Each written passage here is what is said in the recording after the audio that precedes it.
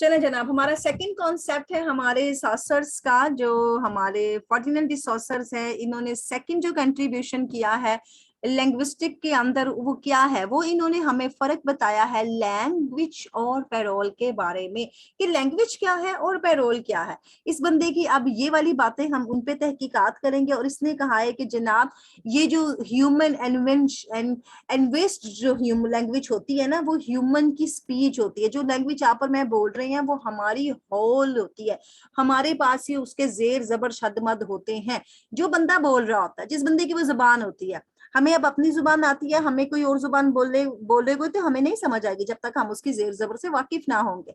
अब इसके जरिए उन्होंने दो एस्पेक्ट्स को तैयार किया है। ये दो एस्पेक्ट को उन्होंने कंपोज कर दिया ना, जैसे धुन बनाते हैं तो ढोल भी डाल दो और उसके साथ दूसरे म्यूजिक भी डाल दो। तो इन्होंने दो अनासर को जमा किया। वो अनासर थे एक लैंग, जिसको कहते हैं लैंग्वेज, और दूसरा लैंग्वेज सिस्टम। यानी ये जो हमारी लैंग्वेज सिस्टम पे बात हो रही है, जुबान के निजाम पे बात हो रही है, इस पे इन्होंने बात की।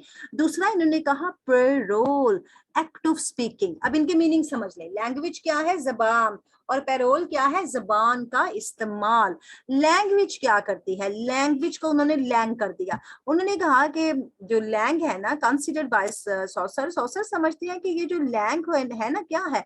To be the totally of language. Language का जो टोटल निकलता है ना, वो लैंग निकलता है। और अगर हम इसको डिड्यूसेबल फॉर्म में देखें तो इसका मुआयना करें, अगर हम इसको मजीद छोटी फॉर्म में कर दें, इसका मुआयना करें, तो क्या हमें नजर आता है? हम मेमोरीज को मुआयना कर रहे होते हैं जो कि लैंग्वेज यूजर इस्तेमाल कर रहे होते हैं। आप और मैं लैंग्वेज यूजर्स हैं, हम जो बोल रहे होते हैं तो हमारी मेमोरीज में शिफ्ट हो जाता है और फिर उसका मुआयना किया जाता है।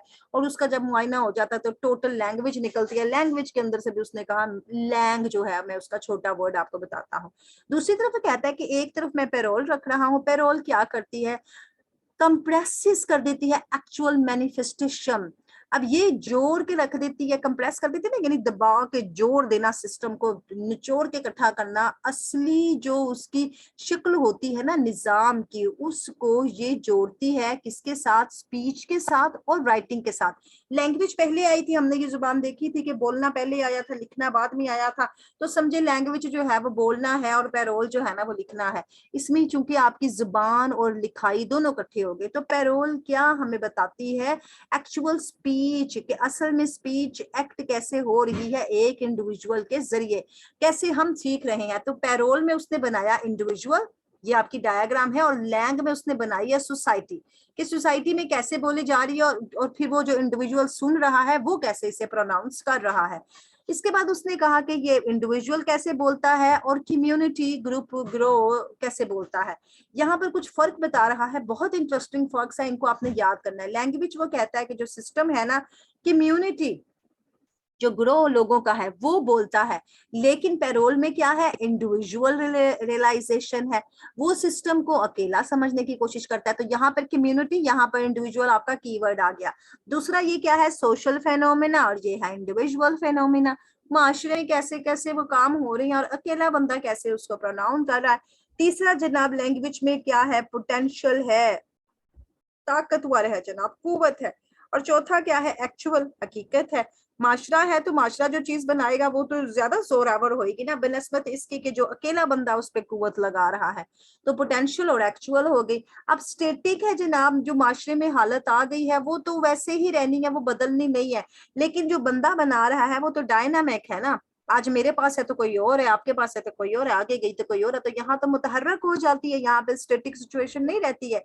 लैंग्वेज जो है यहाँ पर एक नजरिया था, लेकिन अब ये नजरिया क्या बन गया है? राउंड इमेज बन गया है।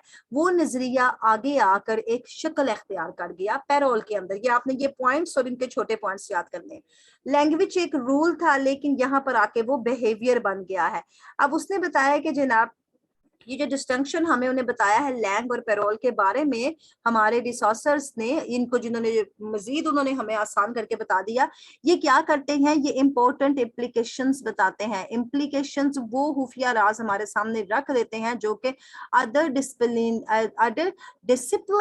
एज वेल, दूसरे जो उन्होंने उसूल बनाए थे उसके साथ जो उन्होंने खुफिया राज बना दी, यानी कुछ ढकी छुपी बातें कर दी। हमें लैंग और पैरोल को समझने के बाद वो बातें क्लियर समझ में आने लग गई। और इस फर्क को समझने के बाद वी आर सेपरेटिंग, हम अलग कर देते हैं किसको, सोशल को और इंडिविजुअल को। हम एक बंदा और माशरे की बात को फिर अलग से समझना शुरू कर देते हैं अगर हमें वो सारे कुछ समझ आ गए हैं।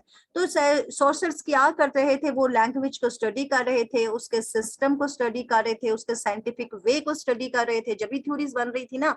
अब इसके बाद इसीलिए वो अंडरस्टैंडेबल सी बात है जनाब कि उसकी जो लिंग्विस्टिक्स है ना, उस सोर्सेस की जो लिंग्विस्टिक है ना, वो सिर्फ और सिर्फ फोकस कर रही है लैंग पर रेदर देन पेरोल। वो माशरे में जो जुबान बोली जा रही है उस पर ज्यादा काम कर रही है, बनिस्बत इसके कि आपका और मेरा लबो लहजा क्या है, उन्होंने उस पर काम कम किया है।